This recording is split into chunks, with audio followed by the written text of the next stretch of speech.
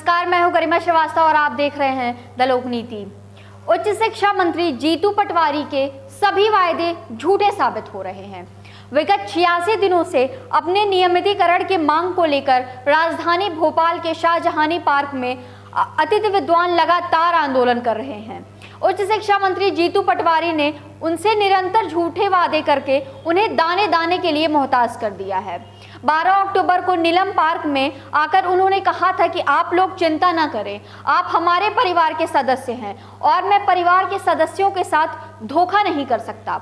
उन्होंने यह भी कहा था कि मैं आप सभी लोगों को नियमित करूंगा, यह मेरा दायित्व है, और वह इस प्रकार के वादे करके मुकर गए हैं। इस साल की पूरी शीत ऋतु अतिथि विद्वानों की इसी शाहजहानी पार्क में व्यतीत हुई, चाहे वह निरंतर बरसात हुई हो, चाहे ओलावृष्टि हुई हो, चाहे हाड़ कपा देने वाली ठंडी रही हो, लेकिन अतिथि विद्वान और उनके परिवार के छोटे छोटे बच्चों ने इसी शाहजहानी पार्क में ठिठुर कर अपनी रात बिताई।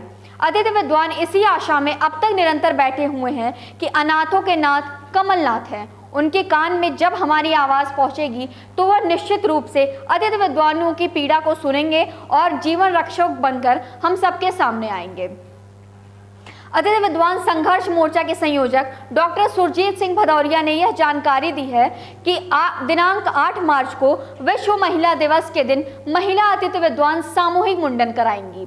महिलाओं का कहना है कि जब मंत्री जी ने पेट का निवाला ही छीन लिया तो अब काहे का श्रृंगार और काहे की परंपरा, अब तो हमारा सब कुछ छिन गया है। अब प्राण बस बचे हैं, एक दिन उन्हें भी घोषणा करके उच्च शिक्षा मंत्री जी को समर्पित कर दिया जाएगा। सरकार की जन विरोधी नीतियों से लगातार अतिथि विद्वान परेशान हैं। उनके बच्चों की मौत हो गई, खुद लड़ाई से हारकर अतिथि विद्वान मौत के मुंह में समा गए, लेकिन कांग्रेस को इसकी जरा भी खबर नहीं है। कभी वह आईफा कराने में व्यस्त रहती है तो अब हॉर्स ट्रेडिंग में व्यस्त हो चुकी है। अतिथि विद्वान मरे या जिए, इससे उन्हें कोई मतलब नहीं है।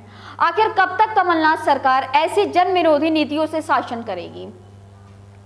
एक तरफ कमलनाथ सरकार इंदौर को करोड़ों रुपए दे रही है और दूसरी तरफ अतिथि विद्वान का वेतन देने में असमर्थ है। रुपए देकर कमलनाथ सोचते हैं कि वह अपना वोट बैंक तैयार कर लेंगे, पर वह शायद यह भूल रहे हैं कि जनता इतने दिनों से अतिथि विद्वान की पीड़ा को देख रही है और अतिथि विद्वान स्वयं वोट देने वाले नागरिक हैं।